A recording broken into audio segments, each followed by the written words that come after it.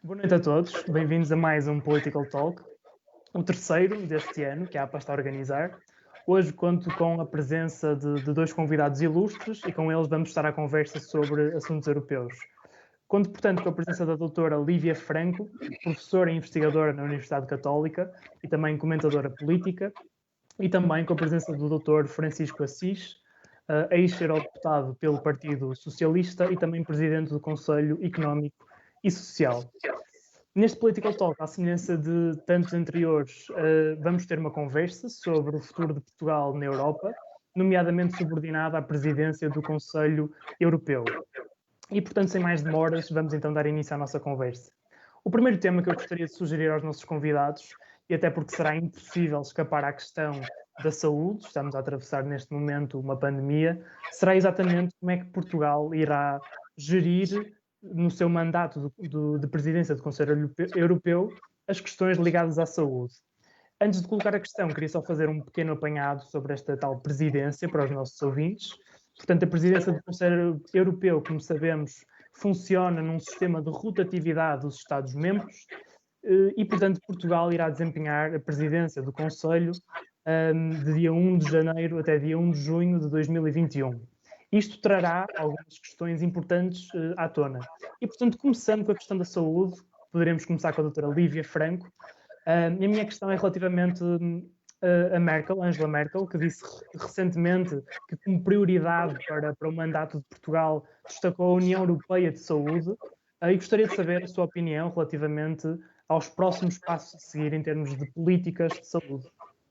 Muito bem, queria começar então por agradecer o convite da APA, é com muito gosto que estou aqui hoje e também cumprimentar, enfim, o Nuno, não é? E pela sua moderação e dizer ao Dr. Francisco Assis que é com imenso gosto que estou aqui a conversar com ele.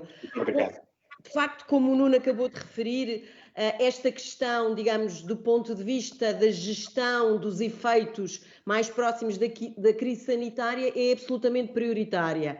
E é interessante notar que, sendo absolutamente prioritária, não era evidente há um ano, quando a agenda portuguesa da presidência estava a ser preparada, sequer que esta questão se iria colocar, não é? Portanto, no fundo, o que eu quero dizer com isto é evidente que o governo português e as autoridades portuguesas, dentro daquilo que é, digamos, a função e a sua, digamos, possibilidade de ação em termos de presidência, que terem em conta essa questão. Já agora recordo que é a primeira presidência portuguesa depois do Tratado da União Europeia e, portanto, desse ponto de vista, é a primeira presidência portuguesa neste novo molde em que, de facto, o país da presidência rotativa, pelo menos de acordo com os tratados, já não tem, digamos assim, tanta não quero dizer tanto poder, mas assim, já não é suposto ter o mesmo protagonismo que tinha anteriormente, não é? Por várias razões, mas a verdade é que a questão da pandemia, de alguma maneira, vem trazer também uma necessidade nova, não é? E nova, sobretudo, nestas presidências pós-Tratado de Lisboa, de facto, efetivamente, de haver um maior protagonismo. Em particular, nós notámos bem, em relação à presidência que está agora a terminar, que é a presidência alemã, que também inesperadamente, de repente, tiveram esta questão, de facto, da gestão imediata da pandemia e da crise sanitária sobre o seu próprio colo. Portanto, é evidente que o governo português também tem de gerir isso. Eu direi que o governo português, desse ponto de vista, tem duas questões essenciais. Quer dizer, tendo, na verdade, já chegado ao acordo da aprovação do orçamento plurianual e, portanto, que de alguma maneira isso desbloqueia aquilo que são as ferramentas financeiras para o fundo, enfim, de recuperação e, portanto, para reagir, de facto, àquilo que são os desafios imediatos. Antes de mais, o que é preciso agora é validar os planos nacionais de recuperação e de resiliência.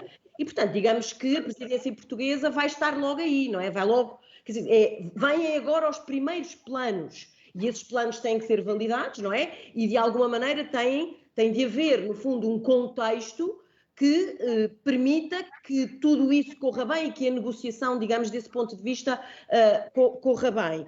É claro que o papel aqui da presidência não é um papel que se substitui ao papel das instituições que têm, de facto, funções particulares, não é? Mas é, sobretudo, um papel de permitir que, de facto, essa mesa de negociações e, sobretudo, a tradução daquilo que é um acordo para aquilo que é prática se faça bem. Portanto, eu acho que esse é assim o primeiro grande desafio, não é? A continuação deste processo, agora já para passar, digamos, de uma dimensão mais executiva, e desse ponto de vista, claro que o governo português e a presidência portuguesa vai receber logo esse desafio logo em janeiro.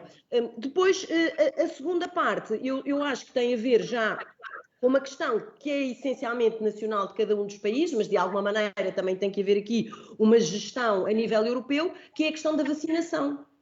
E a questão da vacinação não é só os planos nacionais das vacinações, enfim, esperando que tudo corra bem, porque o impacto de um país onde isso não corre bem, obviamente também é um impacto sobre o conjunto da União Europeia, mas finalmente eu diria que é também, no fundo, todas as questões políticas e, digamos, o ambiente de apoio a que um plano desse género de vacinação corra bem, sabendo, obviamente, gerir também bem as expectativas das sociedades, que de alguma maneira estão bastante à espera que a vacina dê logo o efeito. Finalmente, e só para terminar, assim, em relação àquilo que são os desafios mais imediatos e mais desse domínio, digamos, sanitário, nós notamos já os primeiros sinais de que talvez esse consenso societário relativamente às vacinas, à vacinação, não é assim absolutamente seguro, não é? E, portanto, estamos a notar já em alguns países aqui na Europa que alguns movimentos mais negacionistas ou contra vacinas estão a começar, de facto, a dar os seus sinais e podem trabalhar, por exemplo, e eu não estou a falar isto num sentido, digamos assim, de alarme, mas num sentido realista, podem, de facto, gerar aqui algum momento de desinformação que, em contexto europeu, obviamente, vai ter que ser também tratado e negociado. Espera-se que sobre a liderança, obviamente, do governo português. E ficaria por aqui nesta primeira abordagem. Certo. Passaria então para o Dr. Francisco Assis, se quisesse pronunciar sobre esta questão de saúde pública. Muito bem, eu penso que estou a ser ouvido. Está? Sim. Eu tenho aqui alguns problemas com a internet, mas julgo que estou a ser ouvido. Queria, em primeiro lugar, manifestar o meu agradecimento pelo convite e o meu agrado por estar a participar neste debate com a sua professora, que é uma personalidade por quem tenho muita consideração e respeito. E começando pelas suas considerações, diria que neste momento a presidência portuguesa tem, obviamente, várias questões que se colocam no seu horizonte, mas esta é evidentemente uma delas, que não é uma questão que tenha que ver diretamente com a presidência portuguesa, porque é uma questão que tem que ser tratada a nível de cada país, porque aliás há uma coisa que é preciso dizer de imediato, e que tem muito que ver com esta forma como lidamos com a pandemia. As questões da saúde eram questões tratadas no âmbito estritamente nacional, não são questões que, não eram questões que fossem tratadas no plano europeu. Nós avançamos muito na europeização de muitos temas, mas a questão da saúde era uma questão que era tratada a nível estritamente nacional. O que significa que nos 27 Estados-membros há 27 respostas possíveis para as questões da saúde nas suas diversas dimensões, nomeadamente nesta questão da pandemia. Isso ficou evidente, aliás, na forma como cada um dos países respondeu, entre a resposta sueca, ou alemã, ou italiana, ou portuguesa. Há muitas diferenças. Neste momento estamos confrontados com este problema, que é um problema crucial, como a sua professora referiu e bem, que é o problema da vacinação. Não é uma questão que se coloca em termos europeus, é uma questão que se vai colocar em termos nacionais, cada país vai ter que saber responder. Em termos europeus temos que ver com a questão da capacidade de adquirir as vacinas, mas em termos nacionais depois com a capacidade de responder cabalmente a este desafio, que é o de vacinar a maioria da população em tempo relativamente útil, de forma a evitar que esta situação da pandemia se prolongue no tempo. Eu estou convencido que nós temos na União Europeia condições para responder a isso. E temos porquê? Isso é que me parece a questão fundamental. Porque a União Europeia, na sua diversidade, têm como um modelo social específico, isto é, nós temos um modelo social que articula a dimensão pública com a dimensão privada. E essa articulação entre a dimensão pública e a dimensão privada permite-nos neste momento ter a expectativa de que nós seremos capazes de responder ao problema da vacinação em larga escala das populações. É certo que há neste momento um movimento negacionista em todo o mundo, não é só na Europa, que nega a importância desta pandemia e, em segundo lugar, que nega a importância do recurso às vacinas como solução para resolver o problema. Estou convencido que no espaço europeu não tem a expressão que tem noutras zonas do globo. Apesar de tudo, creio que na Europa não tem, por exemplo, a expressão que tem nos Estados Unidos ou noutras zonas do mundo. Portanto, na Europa há uma consciência clara de que a vacinação é muito importante para respondermos a esta questão. Portanto, estou relativamente otimista em relação a esse aspecto. O que não significa que não perceba, até por falar diariamente com figuras do mundo científico, do mundo médico em particular, que não haja problemas, quer dizer, a vacinação não é um milagre. Não vai resolver de um momento para o outro o problema da pandemia. Nós vamos ter que perceber que a vacinação é um processo que vai demorar algum tempo, que vai contribuir decisivamente para que nós resolvamos o problema da pandemia com que estamos confrontados. Aliás, é de salientar o tempo recorde em que foi possível alcançar esta vacina. Isto só foi possível porque houve aqui, de facto, um esforço conjunto das principais instâncias de investigação científica a nível mundial e que permitiram avançar com isto, porque normalmente uma vacina para um tipo de patologia desta natureza demora muito mais tempo a ser encontrada. Portanto, isto é uma grande vitória da ciência para aqueles que desconfiam da ciência, que desvalorizam a ciência. Isto é uma grande vitória. Eu por formação, reflito muito sobre essas questões da relação com a ciência e com a sociedade. E não sou um cientificista, mas também não sou um crítico da ciência. Pelo contrário, eu acho que se há área no mundo, se há área na história em que há uma evolução, é no campo da ciência. Noutros campos a evolução é muito menos evidente, mas no campo da ciência, de facto, há uma evolução histórica. E uma vez mais os cientistas revelaram isso mesmo. Portanto, empenharam-se, encontraram uma solução muito mais depressa do que se pensava, e nós estamos em condições de enfrentar a pandemia com outra expectativa, o que tem consequências não apenas do ponto de vista da saúde pública e de cada um de nós, como tem consequências do ponto de vista político e económico, como é evidente. Agora é preciso que esta campanha de vacinação decorra da melhor forma. Isso é um desafio que se coloca a todos os Estados europeus. Eu tenho a expectativa que em Portugal isto também se venha a concretizar da melhor maneira. Nós temos um sistema de saúde que globalmente funciona bem, às vezes temos uma visão muito crítica das coisas, mas nós temos um sistema de saúde que globalmente funciona bem melhor do que habitualmente pensamos. Temos um Serviço Nacional de Saúde que funciona muito bem, sob muitos pontos de vista. Temos depois um sistema para alargar aos privados que também funciona razoável, que também funciona bem, e se nós formos capazes agora de dar uma resposta cabal a este problema, estaremos em condições, evidentemente, dentro de pouco tempo, superarmos o problema da pandemia, com as consequências que isso tem do ponto de vista político, do ponto de vista económico, do ponto de vista mental. Aliás, me parece o mais importante, porque nós estávamos dominados por um certo medo, não é?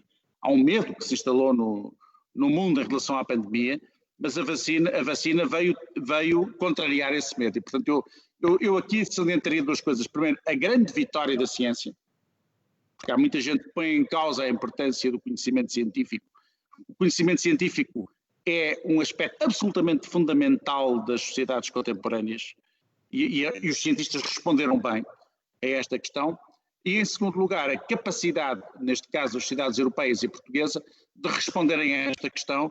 E eu estou convencido que vamos responder bem, primeiro porque temos profissionais de saúde altamente qualificados, se a área em que nós estamos bem é nessa área, porque nós temos médicos, enfermeiros, auxiliares de saúde altamente qualificados. Isso é muito importante referi-lo neste momento. Por vezes há um discurso crítico em relação a esses setores, mas isso tem que ser nós, se há área em que nós estamos preparados é nesta área. Nós temos, de facto, profissionais de saúde altamente qualificados e estou convencido que temos, por isso mesmo, capacidade para responder positivamente às questões que nos vão ser colocadas, embora isso não dependa só dos profissionais de saúde, dependa da população em geral. aqueles que têm medo das vacinas, que têm medo de tudo isso, têm que ser confrontados com a realidade neste momento. Há um discurso anticientífico que infelizmente se propagou pelo mundo ocidental, que neste momento tem que ser plenamente contrariado. Eu ainda ontem digo, eu não sou um cientista, como sabem, embora seja uma pessoa que acompanha permanentemente a evolução da ciência nos seus diversos domínios e uma pessoa completamente fascinada pela componente científica, mas considero absolutamente decisiva e uma das marcas do mundo ocidental, e portanto acompanho tudo nas mais diversas, nomeadamente na área da medicina, mas nós de facto há um discurso anticientífico, infelizmente, que se instalou nas nossas sociedades ocidentais e que tem que ser contrariado, sobretudo em momentos como este. Porque ainda ontem li um artigo que dizia, se nós não recorrêssemos, não a esta vacina, mas às vacinas em geral que existem, a nossa esperança de vida seria muito menor. Isto é, se não existissem vacinas, a esperança de vida seria de 40, 50 anos. Se a esperança de vida no mundo ocidental é muito superior, é porque temos capacidade, porque há vacinas e, sobretudo, é porque há uma ciência biológica, uma ciência médica que presta um inestimável serviço à humanidade. Eu acho que isso também, a pandemia tem essa vantagem, é de nos fazer reencontrar com, nenhum de nós, creio eu, que estamos aqui neste debate, temos formação científica nessas áreas, temos uma formação noutra área, mas nenhum de nós é cientista no sentido biológico e da medicina, mas de facto eu sou enfim, procuro pensar o mundo contemporâneo na minha área, que é, eu sou alguém que vem do mundo da filosofia política, da filosofia política em particular, mas se há área em que eu acho que há evolução, é na área da ciência. Nas outras não há, nas outras há avanços e recuos, mas na ciência tem havido claramente uma evolução. E essa evolução tem que ser saudada neste momento. Dr. Francisco, aproveito aqui este alongamento que fez e este desenvolvimento do tema para explorar então um bocadinho mais dos impactos da pandemia e a forma como Portugal terá de lidar com eles. A Alemanha deixou e vai deixar um bom legado para Portugal relativamente à famosa bazuca europeia, porque de facto conseguiu aprová-la. No entanto, falta a Portugal, e vai ser um desafio sem dúvida muito importante no seu mandato, conseguir fazer a implementação desta bazuca que é tão necessária para a recuperação económica sólida na União Europeia. E portanto, se calhar perguntava então à doutora Lívia Franco qual é que acha que será o plano de Portugal e como é que Portugal pode efetivamente implementar esta bazuca europeia?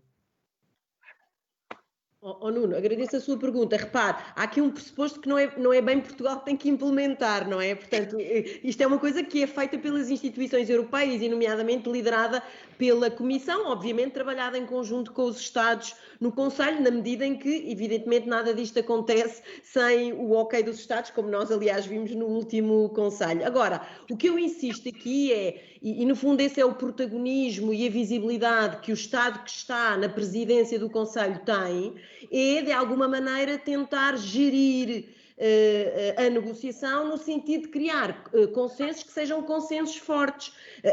A questão e a situação a que se está a referir é mesmo essa, quer dizer, foi tomada uma decisão, há um plano. O plano, enfim, está a ser aprovado nos seus elementos. Aliás, julgo que vai amanhã ao Parlamento, não é? Para ter mais uma aprovação. Traz associado mais uma série de outras questões, enfim, que se calhar era no início um pouco inesperadas, mas que apareceram e têm a ver com a agenda política, como é a questão, por exemplo, da condicionalidade democrática ou do Estado de Direito.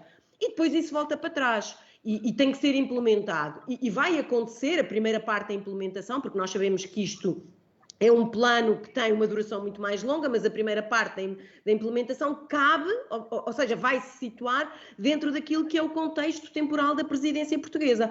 Ora, eu julgo pela posição de Portugal, quer dizer, há aqui, parece-me a mim, elementos positivos que apontem no sentido em que as autoridades portuguesas não só vão ter um maior empenho no sentido exatamente da concretização desse plano, como também o maior interesse, não é? Porquê? Porque Portugal é um país que vai, pelas suas fragilidades, não é? Económicas e sociais, é um país que está bastante interessado, evidentemente, nesse apoio.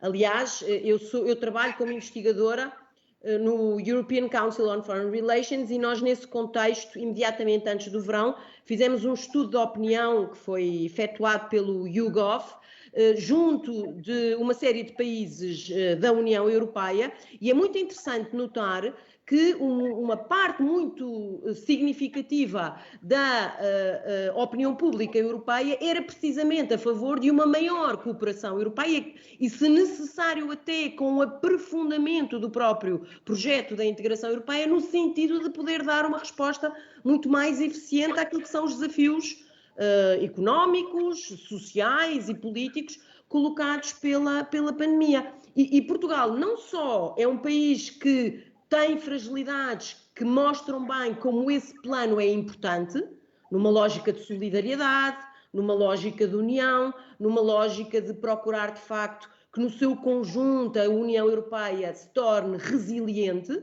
porque um dos efeitos da pandemia foi também mostrar, aliás, do ponto de vista produtivo e industrial, que é importante ter alguma autonomia, manter alguma autonomia, pelo menos em certos setores, não é? E Portugal é claramente um típico país membro da União Europeia, que quer dizer, que sente esse impacto e, portanto, tem toda a vontade e tem todo o interesse que este género digamos assim, de dimensão cooperativa numa resposta de conjunto aos desafios da pandemia, de facto, se concretizem. E, por outro lado, quer dizer, Portugal é, pela sua natureza, digamos assim, do ponto de vista do perfil diplomático, um Estado altamente cooperativo e, portanto, que também beneficia isso mesmo, não é? Tentar encontrar respostas que são respostas conjuntas. Eu acho que esse é muito o nosso ADN político-diplomático, enfim, desde que a democracia é implementada em Portugal.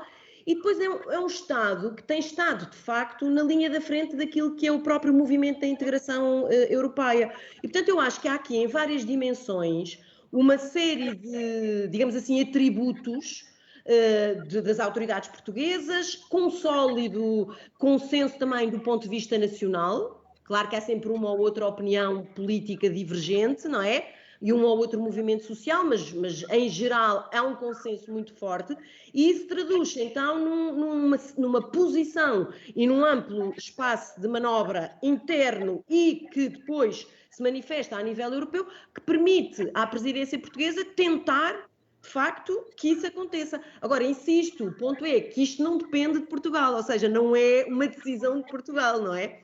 E, sobretudo, a execução está, sobretudo, associada àquilo que são, de facto, as instituições europeias, mas é trabalhando em colaboração que funcionam as presidências.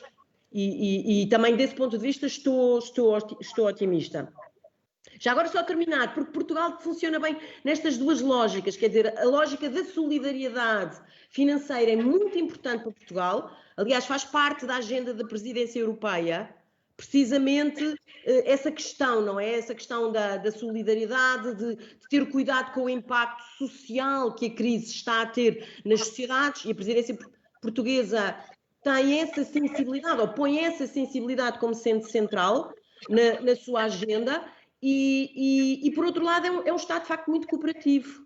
E julgo que são elementos positivos. Agora, vamos ver como é que as coisas depois acontecem, porque, como eu disse, não depende de Portugal, depende também dos outros 26 e depende da maneira como toda esta conversa e todo este processo decorre também entre, portanto, os países, o Conselho e, nomeadamente, a Comissão e o Parlamento.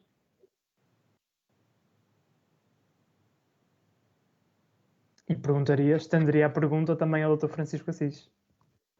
Bom, eu devo dizer, eu concordo inteiramente com o que o Sr. Professor acabou de dizer, mas diria o seguinte: primeiro, as presidências portuguesas até hoje correram todas muito bem, com governos diferentes, governos de direita e governos de esquerda, mas a verdade é que todas as presidências portuguesas correram bem e nós temos um enorme prestígio no contexto da União Europeia. Isso é muito importante salientar. Nós somos, no contexto europeu, um dos países com uma dimensão mais internacional, tem que ver com a nossa história, e com maior capacidade de gerar consensos no contexto europeu. Nós temos um bocadinho cedemos muito à tentação de dizer mal de nós próprios. É um dado das nossas características, a nossa idiosincrasia vai um bocadinho nesse sentido. Mas a verdade é que nós tivemos presidências sempre muito boas. com governos do PSD e CDS, com governos do PS, tivemos presidências muito boas e temos um enorme prestígio a nível europeu. Isso é alguma coisa que deve ser salientado até pela nossa autoestima nacional. E, portanto, eu acho que a presidência portuguesa que se avizinha vai correr bem, não tenho a mais pequena dúvida, no essencial vai correr bem. Nós temos um aparelho diplomático de extraordinária qualidade, temos ao longo dos séculos, aliás, nós só somos independentes porque tivemos historicamente uma diplomacia de extraordinária qualidade. Isso é outra discussão para outro debate, mas é verdade, a nossa diplomacia é de extraordinária qualidade e mantém-se. Portanto, nós temos tido sempre presidências de grande qualidade e estou convencido que vamos continuar a ter. Eu estou de acordo com o que a senhora professora dizia há pouco sobre uma questão que é fundamental. É evidente que a aplicação das medidas que têm vindo a ser definidas depende muito dos Estados nacionais. Nós temos um plano, por exemplo, qual vai ser o desafio maior que vamos ter nos próximos meses? É o plano de vacinação, não é? E isso é uma coisa que depende muito da capacidade de resposta de cada Estado nacional, não depende da União Europeia, depende de cada Estado nacional. Agora, em relação ao que pode ser a presidência portuguesa é uma presidência que está muito bem definida, que beneficia de uma coisa que é fundamental, é de um amplo consenso nacional, porque não acontece isso noutros países, mas nós temos um amplo consenso nacional em relação à nossa opção europeia e em relação às grandes prioridades em termos europeus. Pelo menos os dois principais partidos, o PS e o PSD, estão inteiramente de acordo nesse domínio. Isso é muito importante, porque isso não acontece em todos os países europeus, é muito importante. Nós temos um grande consenso nacional e eu acho que isso vai contribuir para que Portugal possa ter uma excelente presidência e que possamos também, dessa forma, concorrer para que enfrentemos melhor a nível europeu o problema da pandemia. É óbvio que isso depende muito da capacidade de resposta de cada país, dos planos de vacinação que existem a nível nacional, mas há aqui uma dimensão que foi referida que é esta, é que a questão da saúde não era uma questão que fosse até agora tratada a nível europeu. Isto é, cada Estado tinha a sua política de saúde, e muito bem, não estou agora a discutir essa questão, não, como sabem, a União Europeia faz-se numa tensão permanente entre uma dimensão que é mais europeizada e dimensões que permanecem mais no plano nacional. E a questão da saúde não era uma questão que tivesse um tratamento muito comunitário, era muito... o que prevalecia era a tese, cada país tinha as suas próprias políticas em relação às questões da saúde e respondia da forma que entendia mais adequada a essas mesmas questões. Isso funcionou bem, não estou a dizer que tenha funcionado mal, só que quando surge uma pandemia desta natureza, com esta expressão, nós percebemos que ganhamos alguma coisa se tivermos uma resposta europeia e não uma resposta estritamente nacional. E percebemos de uma forma muito prática. Percebemos desde logo a questão uma simples questão que é a questão da existência de meios, os meios mínimos para responder a essa questão, a existência ou não existência de instrumentos básicos para responder à questão, e percebemos que se nós tivéssemos uma resposta europeia, talvez respondêssemos melhor do que se tivéssemos uma resposta estritamente nacional. Nós verificamos, por exemplo, no início da pandemia, que alguns países europeus que estavam dotados das máscaras para responder, não é, para responder à pandemia, tiveram uma atitude um bocadinho egoísta em relação a outros países europeus. E rapidamente percebeu que isso não era o caminho a seguir. E há hoje, pelo contrário, uma perspectiva mais integrada, mais europeia, para responder a essas questões. Eu tive muitos anos, tive 10 anos no Parlamento Europeu, em momentos distintos, estive lá entre 2004 e 2009 e depois entre 2014 e 2019, portanto, enfim, tenho alguma experiência do que é a vida no Parlamento Europeu e nas instituições europeias, e é uma coisa que eu percebi, é que a Europa avança muito em função dos desafios práticos que lhe são colocados. Há uma dimensão conceptual da Europa, teórica, enfim, que é muito importante, claro, eu não desvalorizo essa dimensão, que é decisiva até, mas depois há uma dimensão prática, isto é, nós temos que responder a questões concretas, a questões práticas com que somos confrontados. E a saúde era uma área que permanecia muito no âmbito nacional, quer dizer, cada país tinha a sua perspectiva, respondia desta ou daquela maneira. E tínhamos vários modelos de resposta a nível de cada Estado-membro europeu, embora se deva dizer, pelo menos na parte mais ocidental da Europa, esses modelos de resposta tinham alguma tinham sempre pontos em comum. O que nós agora percebemos é uma coisa muito simples, é que não há capacidade para responder a uma pandemia nesta natureza se nós não valorizarmos aquilo que é o chamado modelo social europeu, que é um modelo que articula a dimensão pública com a dimensão privada. Mas onde a dimensão pública tem, de facto, uma dimensão absolutamente fundamental. Nós não seríamos capazes de responder a esta pandemia se não tivéssemos a dimensão pública a nível da saúde que temos hoje. Portanto, eu estou convencido que a presidência portuguesa, nesse aspecto, vai ter sucesso, não apenas pelo impacto dessa mesma presidência, mas pela vontade dos vários Estados europeus de responderem a esta questão da pandemia. E nós temos o exemplo do nosso próprio país. Eu interrogo-me, por exemplo, e acho que todos nos interrogamos. Nós temos um sistema, aliás é um debate, eu hoje, neste momento, como sabem, sou presidente do Conselho Económico e Social e, portanto, é um tema que debate permanente, que quer que entre na agenda do Conselho Económico e Social a nível geral, mas nós temos em Portugal uma dimensão pública e uma dimensão privada. E a dimensão privada tem mais expressão do que por vezes se pensa. Mais de 40% da resposta às questões de saúde é dada a nível privado. O que significa que temos um sistema híbrido neste momento. Mas sem a dimensão pública, apesar de tudo, nós não conseguiríamos responder como estamos a responder a esta questão. Eu sou a favor de uma articulação entre o público e o privado. Não tenho nenhum dogmatismo nessa matéria, acho que é um tema que deve ser discutido, mas a verdade é que o Serviço Nacional de Saúde tem tido aqui um papel absolutamente preponderante e tem respondido bem. Se nós compararmos, por exemplo, com o que foi a resposta em países próximos, como a Espanha ou a Itália, ou até a própria França, nós verificamos que nós respondemos melhor. Isso é um mérito dos médicos, dos enfermeiros, de todas as pessoas, dos profissionais nessa área. Nós às vezes esquecemos dos outros, os que não têm uma formação superior, mas têm um papel fundamental neste domínio, mas também é um mérito global do nosso sistema de saúde pública, que de facto é um sistema que no essencial funciona muito bem. Aliás, eu devo, para terminar esta primeira intervenção, dizer que nós, se há matéria em que nos devemos orgulhar no nosso país, é do sistema de saúde que temos, é do Serviço Nacional de Saúde que temos, porque esse Serviço Nacional de Saúde foi um dos maiores contributos para a democratização da sociedade portuguesa. Nós temos, por exemplo, um caso muito concreto que devo aqui realçar, ou que acho que devo realçar. Nos Estados Unidos, que é um país que tem outro modelo, e é uma grande democracia, inspiradora, sob vários pontos de vista, portanto eu não tenho nada, eu sou, pelo contrário, eu sou um grande defensor do diálogo euro-americano noutros planos, mas nos Estados Unidos a esperança de vida que separa um cidadão rico de um cidadão pobre é enorme. E na Europa é muito menor. Na Europa os ricos e os pobres, a perspectiva de vida é mais ou menos, ainda é diferente infelizmente, mas é muito menos, o diferencial é muito menor do que nos Estados Unidos. Isso deve-se a uma razão muito simples. A existência de uma grande opção pela dimensão pública na resposta europeia.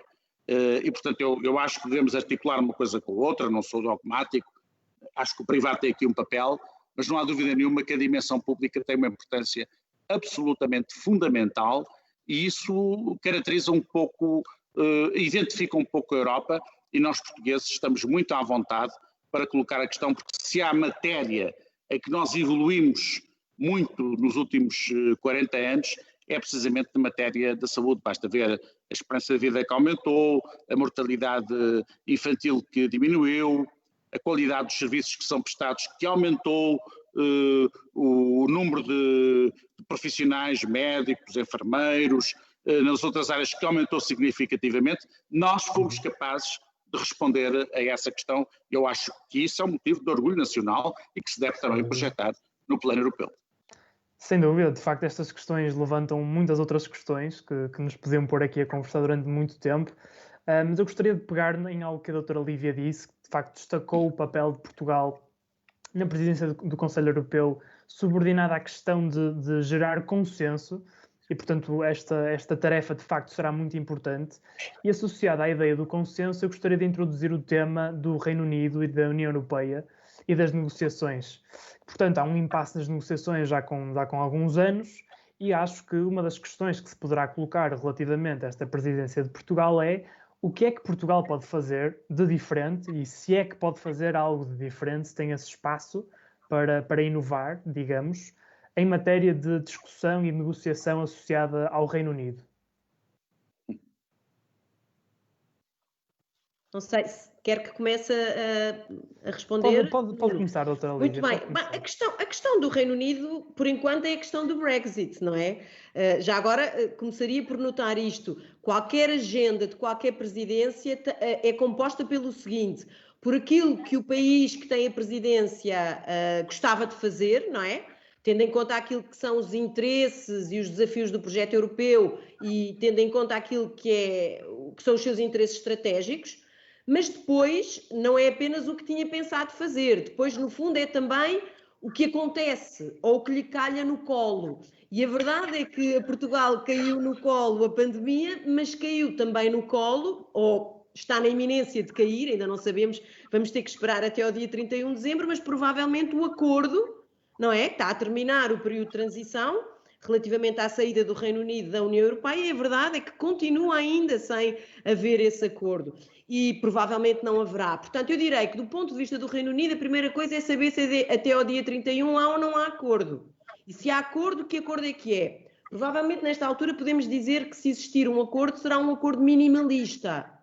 E, portanto, deixa aqui muito espaço depois amplo para a presidência portuguesa, que é, se existir um acordo minimalista, e isso neste momento já é uma boa notícia, apesar do acordo minimalista, é tentar ao máximo, no fundo, depois ajudar a gerir, ou pelo menos politicamente gerir, de facto, tudo aquilo que são as pontas soltas desta relação tão profunda, não é? E com mais de 4 décadas entre o Reino Unido e a própria União Europeia. Eu direi que, desse ponto de vista, Portugal também está numa boa posição, no sentido em que nós temos, de facto, uma relação histórica muito antiga, privilegiada com o Reino Unido, e, desse ponto de vista, o nosso canal de comunicação é muito bom. Agora, uma coisa é o canal de comunicação bilateral, outra coisa é o contexto multilateral. Aliás, importa também dizer que, na história portuguesa, julgo que é o primeiro grande momento onde nós estamos numa aliança, que aliás é mais já do que uma aliança, é uma união política, onde não está o Reino Unido, não é? E, portanto, isso também tem implicações, digamos assim, geopolíticas para Portugal. Aliás, eu julgo que Portugal, neste último ano, já começou a sentir isso, a sentir que uma sua perspectiva, que nós podemos caracterizar como tendo uma grande componente, por exemplo, atlântica, de alguma maneira já começou, digamos aqui, a não sentir o mesmo apoio, porque o Reino Unido, de facto, já não está na União Europeia. Portanto, por exemplo, aí vai ter que trabalhar mais próximo com outros países que também têm a mesma sensibilidade atlântica. Se por acaso não existir este acordo, por mínimo que ele seja, de facto, eu acho que vamos ter aqui mais notícias. Não acho que seja um apocalipse, não acho que seja o fim do mundo, mas vai ser uma maçada, e uma maçada burocrática e uma maçada prática, não é? Vamos ver longas filas junto às fronteiras, por exemplo, isso, não é? E se calhar, desse ponto de vista, alguma crise que tem a ver com, no fundo, com esse fechamento rápido das fronteiras, e depois negociar caso a caso um qualquer entendimento com o Reino Unido em cada uma dessas áreas, sobretudo sobre as quais de facto tem sido muito difícil encontrar esse acordo e esse consenso, e por isso é que ainda não houve de facto a assinatura deste acordo maior.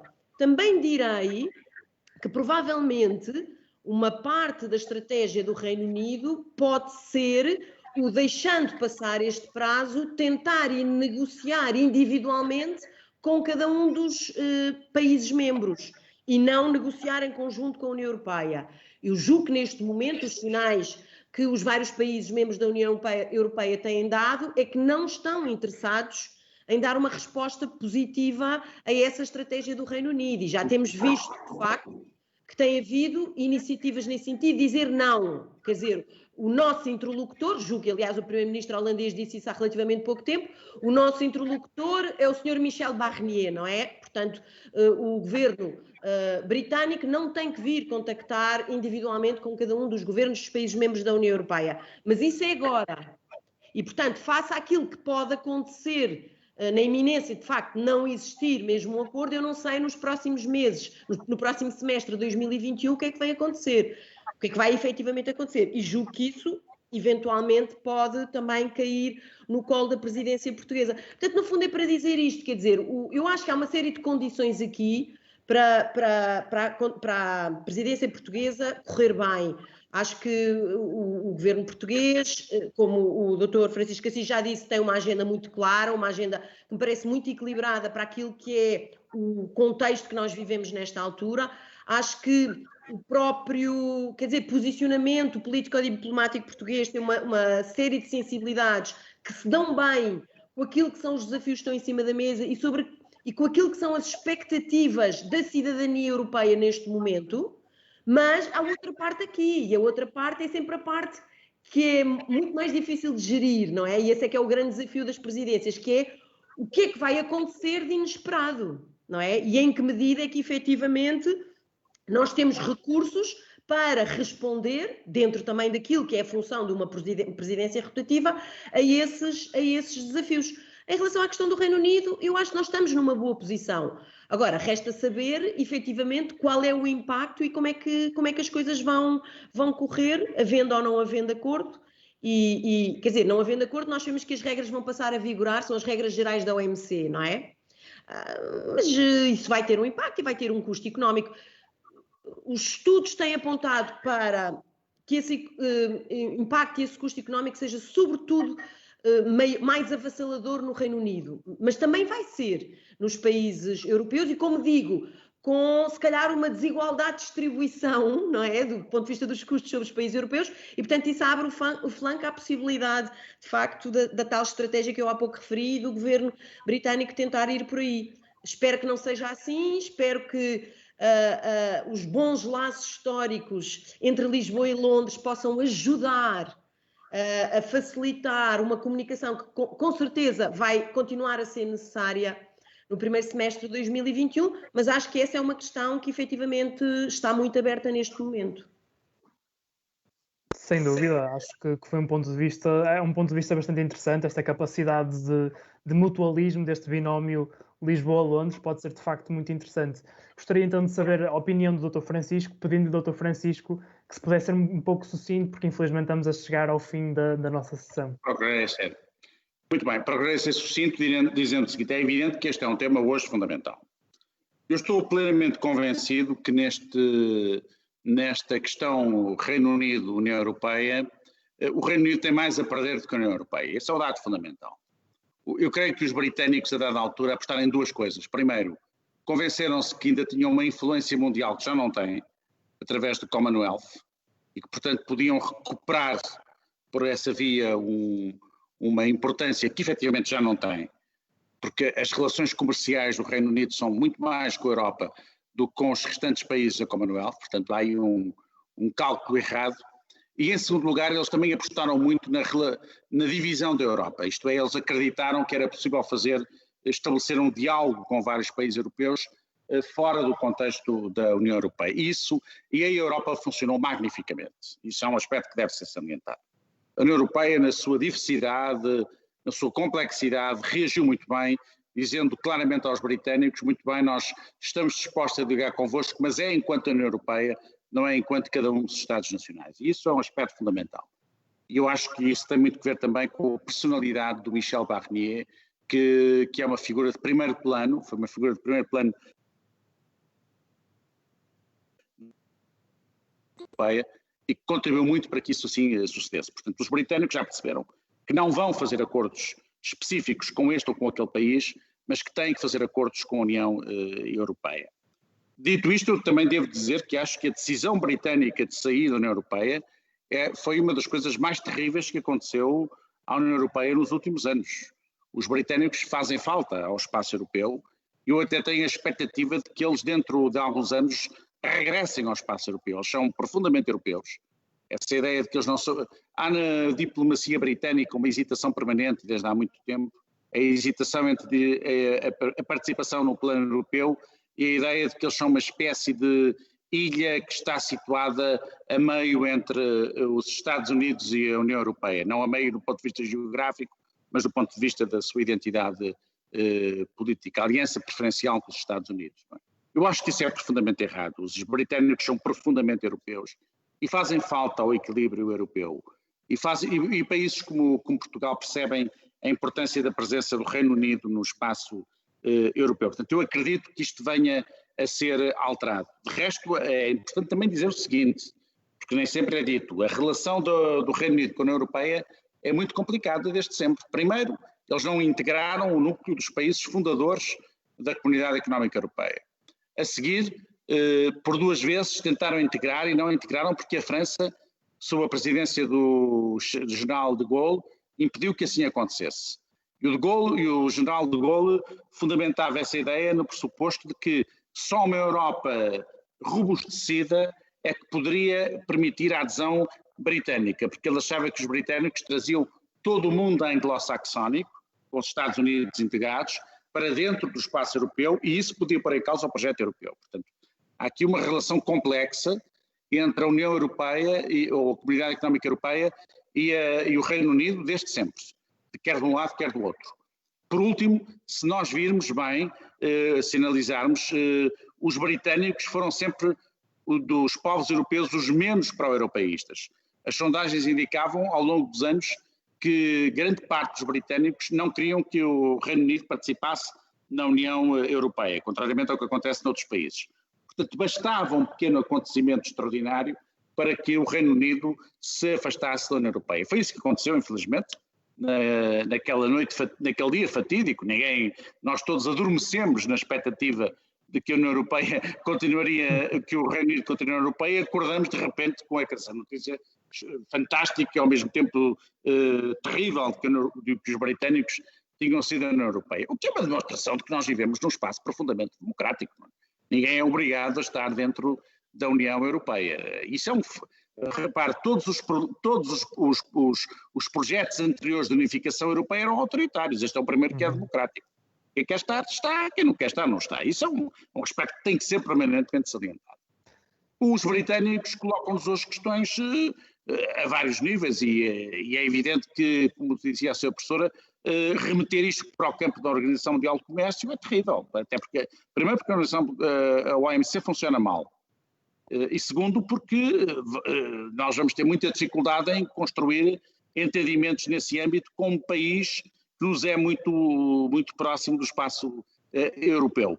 Portanto, temos que ter a expectativa de que a presidência portuguesa, até pela via, nós temos o mais antigo acordo no mundo que existe é entre nós e os britânicos, enfim, vale o que vale, é um bocadinho, depois a relação é um bocadinho assimétrica, não é? Porque eles tornam-se uma grande potência mundial e nós, tendo sido uma potência, nunca tivemos a dimensão que os britânicos tiveram, mas de qualquer forma eu creio que Portugal tem, e isso é um aspecto que nem sempre é salientado, nós temos um aparelho diplomático de extraordinária qualidade.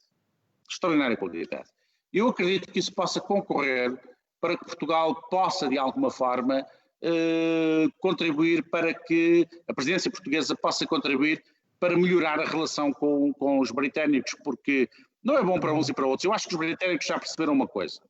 Em primeiro lugar, há uma coisa que eu devo dizer, é completamente absurdo estabelecer qualquer identificação entre o primeiro-ministro britânico, o Boris Johnson, e outras figuras da política mundial, o Trump ou o Bolsonaro, não é nada a ver. O Boris Johnson é uma figura altamente sofisticada no quadro político europeu, conhece a Europa, viveu muitos anos em Bruxelas, teve um papel como jornalista, é um homem que, isto pode não parecer muito importante, mas é um homem que fala fluentemente o grego clássico. Isso significa que é uma figura política que tem uma cultura profundamente europeia. E eu julgo que os britânicos já perceberam duas coisas. Primeiro, que a Commonwealth já não é o que era, isto é, que as relações comerciais no campo da Commonwealth já não resolvem o problema britânico, e segundo, que a Europa é muito importante para eles. E os europeus têm que fazer o mesmo. Portanto, nós temos que procurar agora encontrar, sem polarizar as nossas posições, e percebendo uma coisa que é absolutamente fundamental. É muito difícil pensar a Europa sem o Reino Unido. Eu acho que é quase impossível pensar o Reino Unido sem a Europa. Sem dúvida, é sem dúvida uma questão importante e vital para a saúde da União Europeia.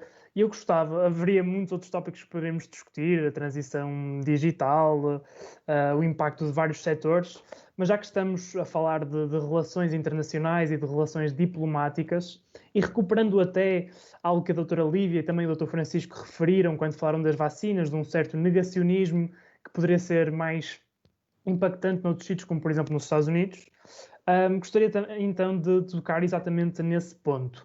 A presidência portuguesa vai coincidir com a chegada de Joe Biden ao cargo máximo dos Estados Unidos e sabemos que nestes últimos anos houve um deterioramento das relações entre a União Europeia e os Estados Unidos e, portanto, a minha questão, e poderemos começar com a doutora Lívia Franco e depois passar pelo doutor Francisco Assis, e aqui pedia mesmo que fossem sucintos, um comentário de 3 minutos cada, se conseguissem, perguntava o que é que Portugal pode fazer para reforçar, então, estas relações com os Estados Unidos.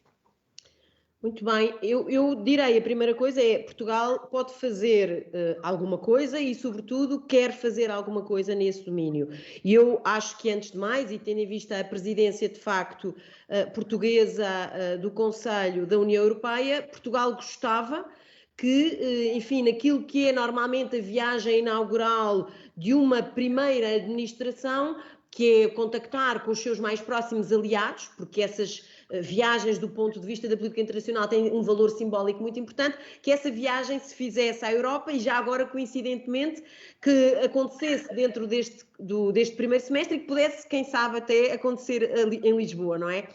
Sabemos que a presidência portuguesa tem preparado uma série de cimeiras muito importantes para maio, precisamente na cidade do Porto, quer a cimeira social, quer a questão, por exemplo, da visita do presidente da Índia, Modi, e quem sabe, enfim, acho que sei que é uma coisa que do ponto de vista da diplomacia portuguesa está a ser trabalhada, porque não receber de facto o presidente Joe Biden. E eu acho que isso era sobretudo importante neste sentido. Para já, Portugal é de facto dos países do continente europeu, enfim, com também relações mais antigas e melhores, mesmo no contexto difícil que foram estes últimos 4 anos de administração Trump, as relações a nível bilateral entre Portugal e os Estados Unidos mantiveram uma normalidade que foi bastante manifesta e nem sempre foi fácil saber gerir essa normalidade, mas conseguimos, e depois porque de facto a nossa vocação é uma vocação transatlântica, não é? Quanto mais não seja também, porque Portugal também é, por exemplo, está entre os países fundadores da Aliança Atlântica. E, portanto, Portugal tem todo o empenho nisso e reconhece que para a Europa, no contexto de crescente indefinição, digamos assim, estratégico a nível global, que é realmente bom voltar, digamos assim, a reforçar os laços transatlânticos. Isso não quer dizer que deve ser igual ou que vai ser igual. Não vai ser igual, não é bom que seja igual não é bom que seja igual para a Europa, nem os Estados Unidos vão querer que seja igual. De qualquer maneira, é sempre muito importante, num contexto de desordem crescente, ter aliados, não é? E é, digamos, uma maneira eficiente e económica de agir nas relações internacionais, tendo aliados. Por outro lado, eu acho que para terminar, o grande desafio relativamente, de facto, às relações transatlânticas, que espero que efetivamente saiam reforçadas agora com a administração Biden, o grande desafio é este, para a administração Biden, a característica, digamos assim, sistémica e essencial do pós-pandemia é a rivalidade com a China. E a Europa situa-se exatamente no meio dessa rivalidade. Eu direi, não exatamente no meio, absolutamente no sentido em que é óbvio que, por todas as razões, nós estamos mais próximos dos Estados Unidos. Mas, por outro lado, como a Europa também tem que trabalhar sobre a sua própria autonomia, em certo sentido, de facto, está aí no meio. E, portanto, o grande desafio europeu é manter boas relações com os Estados Unidos, aprofundar e renovar essas relações com os Estados Unidos, ao mesmo tempo que percebe que a China é o outro grande ator sistémico, não pode ser ignorado e tem que também ter, digamos assim, uma normalidade de relação com a China e, sobretudo, tentar que essa relação Europa-China seja o menos assimétrica possível. Portanto, eu relacionava verdadeiramente esta questão no sentido em que o renovar das relações internacionais, das relações transatlânticas, não pode ser olhado como independente, de facto, dessa grande rivalidade sistémica sino-americana, como a característica principal do sistema internacional pós-Covid-19.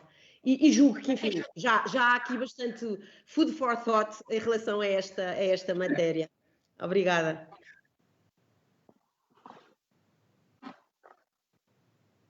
Pode começar, Dr. Francisco. Eu estou essencialmente de acordo com o que foi dito, embora eu saliente muito a importância da relação Europa-Estados Unidos. Isto é a minha visão, isto é, nós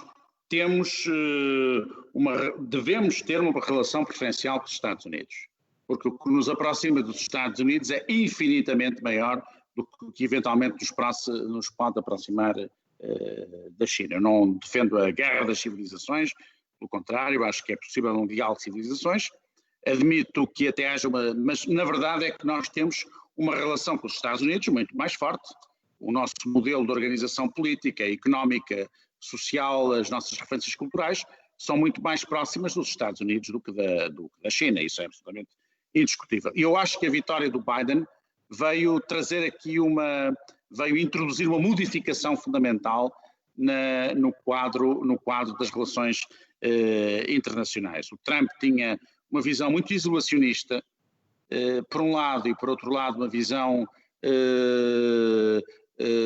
da relação dos Estados Unidos com o resto do mundo muito baseada num pragmatismo norte-americano muito primário. E eu creio que o Biden traz, de facto, o regresso de uma velha cultura política americana que aposta muito na relação com a Europa. E espero que a Europa responda a isto. Também não vamos lá ver, o problema não se coloca só dos Estados Unidos. Há forças políticas na Europa, à direita e à esquerda, que têm uma posição anti-americana. Isso tem que ser, a meu ver, a minha posição política, devidamente combatido.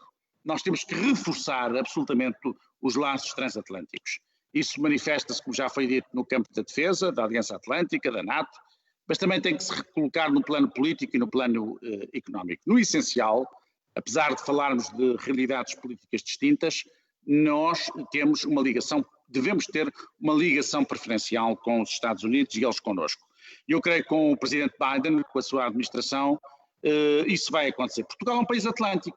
Isso é uma vantagem que nós temos neste momento, embora todos os países europeus, até os países de leste, tenham uma preferência pelos Estados Unidos, porque eles têm um enorme medo de outros países, nomeadamente da Rússia, e portanto eles são muito, muito pró-americanos, mas nós temos uma visão diferente. Nós somos um país atlântico e portanto nós percebemos a importância da relação com os Estados Unidos. E eu estou convencido que a presidência portuguesa vai enfatizar muito essa relação com os Estados Unidos, que é absolutamente vital do ponto de vista político, do ponto de vista económico, do ponto de vista cultural. Eu não sou um defensor da ideia de que há civilizações que se tenham que opor, embora deva dizer que há civilizações diferentes, que há culturas diferentes e que nós que estamos no espaço cultural ocidental temos a obrigação também de defender os nossos princípios, os nossos valores. A ideia de que é tudo igual e o relativismo civilizacional absoluto é uma coisa que me causa a maior repugnância. Porque eu não acho que seja a mesma coisa, por exemplo, a forma como tratamos os direitos das mulheres no Ocidente ou como se trata nos países árabes, por exemplo, nos países de influência muçulmana. Eu pensei que isso hoje cria alguns problemas em alguns setores políticos das sociedades ocidentais, mas é preciso dizer isso de forma muito clara. Até direi mais, uma afirmação polémica, mas que eu tenho vindo a fazer e tenho escrito sobre isso. Só para terminar, por favor, Dr. Francisco. Exato, mas é para terminar com uma coisa interessante que é o mundo ocidental é um mundo mais avançado, sob vários pontos de vista. E esse mundo integra o espaço europeu e o espaço americano. E por isso nós devemos articular-nos bem uns com os outros, e o facto de termos um presidente como o Biden, que é uma figura que foi muitas vezes valorizada, mas é uma figura muito importante, porque tem uma grande experiência política. O facto de ser um homem idoso é uma vantagem, porque nós provavelmente vamos descobrir, até com a perspectiva de termos vidas mais longas, que as pessoas com mais idade têm mais experiência e podem dar um contributo decisivo para a resolução dos principais problemas que se colocam no mundo. Muito bem, Dr. Francisco. Infelizmente, o nosso tempo chegou ao fim, portanto, estamos agora a completar 1 hora de Political Talk. Este Political Talk teve que começar um pouco mais tarde. As vicissitudes deste tipo de eventos, nem com um formato digital, podem desaparecer. Mas pronto, correu tudo muito bem. Quero agradecer à doutora Lívia Franco e ao Dr. Francisco Assis pelos contributos que trouxeram e pelos pontos que levantaram relativamente ao futuro de Portugal e ao futuro da Europa. Espero que tenham gostado da iniciativa. E uma vez mais agradecer pela vossa participação. Muito obrigado. Muito obrigado da minha parte, muito obrigado. Obrigada também, até à próxima. Até à próxima. Espero que continuem com estas iniciativas que são muito importantes. Muito obrigado, Dr. Francisco. Obrigada. Até à próxima.